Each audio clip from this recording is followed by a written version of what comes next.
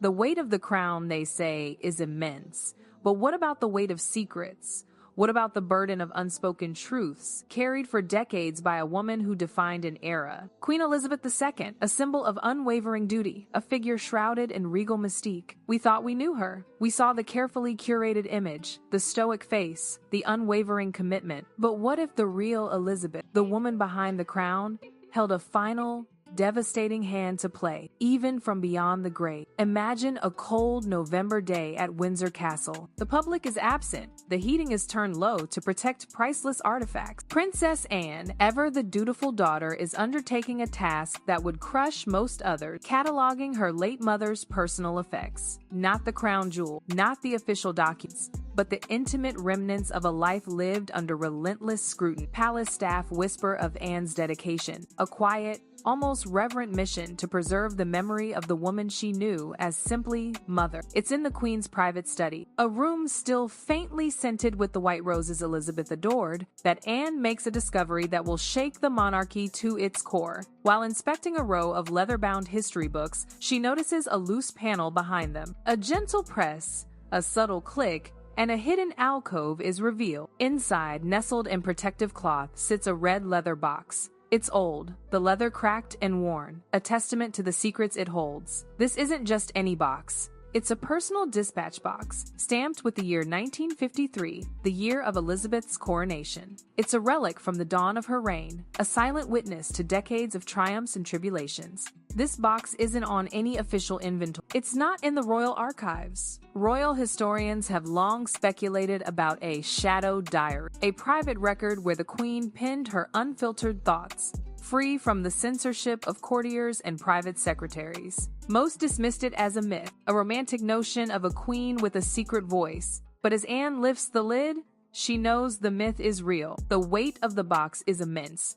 Not because of its physical mass, but because of what it represents. The Queen's true opinion, the one thing she never fully shared with the world during her lifetime. Can you imagine the chill that runs down Anne's spine? Her mother, a woman who spent 70 years as a cipher for the nation, had left behind a final, potentially explosive script, and she had hidden it, knowing that only Anne, the diligent daughter who checks every shelf, would find it. This wasn't a bequest of jewelry or land. This was a moral reckoning, a final judgment on the very family she dedicated her life to serving. What would you do in that moment? Destroy it? Hide it deeper? Or would you do what Anne ultimately chose to do? Bring it to the king, regardless of the consequence. That single decision sets in motion a chain of events that will redefine the monarchy. The stage is set. The voice from the grave is ready to speak. And Anne knows, with a sinking heart, that the carefully constructed silence of the royal family is about to be shattered forever. 2 days later, at precisely 7:15 a.m., the 1,844 room at Buckingham Palace held its breath. No bustling staff, no hurried briefings, just the quiet dread that precedes a reckoning. Anne, the unflinching daughter, enters, carrying the red box like a sacred, dangerous artifact. The light barely penetrates the heavy curtains, casting long shadows that seem to amplify the gravity of the moment. Charles reportedly froze at the sight of it. He knew that box. It was the one his mother used for her most private thoughts, the ones she guarded more fiercely than any crown jewel, thoughts never shared with ministers, courtiers, or even her own family. Anne, ever the pragmatist, forgoes the usual curtsy, the expected pleasantries. She simply places the box on the mahogany table, the hollow thud echoing through the centuries of royal history contained within those walls. The leather, cracked with age, whispers of secrets long kept, but it's the wax seal on the envelope inside that truly stops the breath. Fresh, unbroken, waiting. On the parchment, in the late Queen's distinctive steady script, 7 words: to be opened only when silence fails. A shiver runs down Charles's spine. This isn't a trinket, a sentimental bauble passed down through generations. This is a moral imperative, a final command from a woman who rarely commanded, but whose every word carried the weight of a nation. For 2 years, the Queen had remained silent in death, allowing her family to navigate the treacherous waters of scandal and betrayal on their own. Andrew's disgrace, Harry's exile, She watched it all unfold from beyond the veil. But now, as the monarchy teeters on the precipice, she has returned to have the final word. Who did she name as the traitor? What secrets did she reveal about Harry that would forever alter his place in the royal narrative? These questions hang heavy in the air as Charles reaches out, his hand trembling like a leaf in a storm. He knows this isn't about jewels or land. This is about legacy, about the very soul of the monarchy. Anne begins to read aloud a summary accompanying the first letter, addressed simply to Charles. Her voice, usually brisk and businesslike, lacks its usual confidence. This isn't a mother writing to a son about family holiday. This is a monarch writing to her successor about the brutal arithmetic of survival. The first letter contains a warning that makes Charles physically flinch. "My dear Charles,"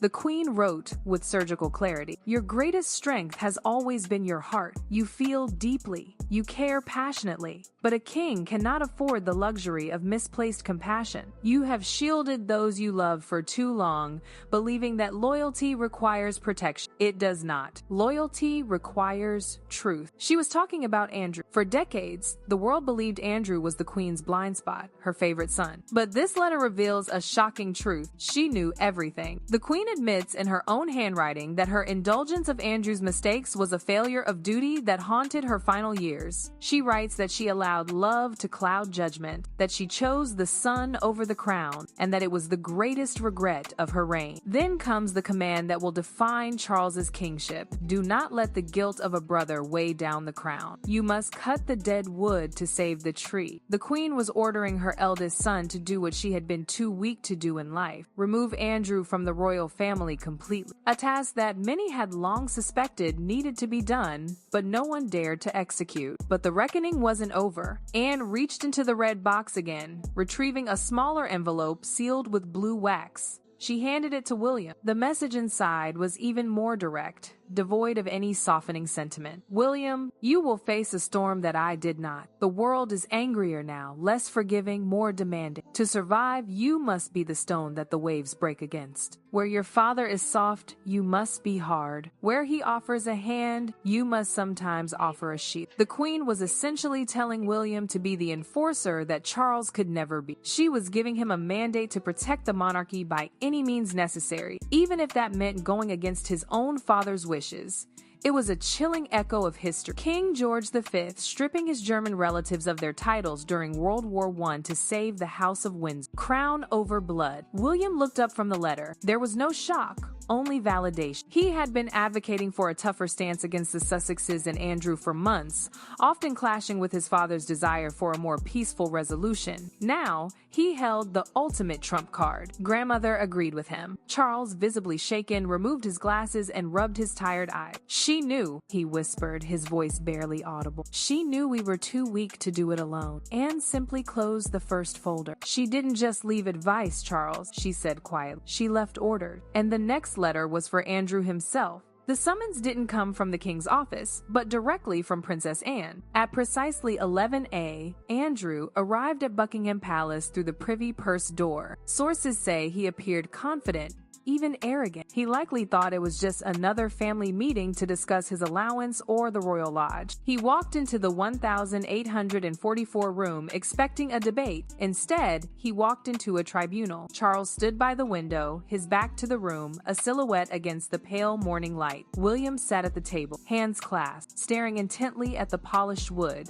avoiding eye contact, and standing in the center, like a prosecutor, was Princess Anne. On the table lay a single open envelope from the red box. "Mother didn't just leave advice for the king, Andrew," Anne said, her voice cold and devoid of any warmth. "She left a verdict for you." She handed him the letter. His hands trembled as he took it. As he read, the color drained from his face. This wasn't a letter of love or understanding. This was a confession of guilt and a withdrawal of support so complete it was like watching a bridge collapse in real time. "My dearest Andrew," the Queen wrote with heartbreaking honesty, "for years I have allowed my love for you to blind me to the truth. I accepted your denials because I wanted to believe them. But in the silence of these last months, I have had to face my greatest failure. I protected the son, but I failed the crown. She went on to reference specific conversations where Andrew had assured her of his innocence regarding the Epstein scandal. She wrote that she now realized those assurances were,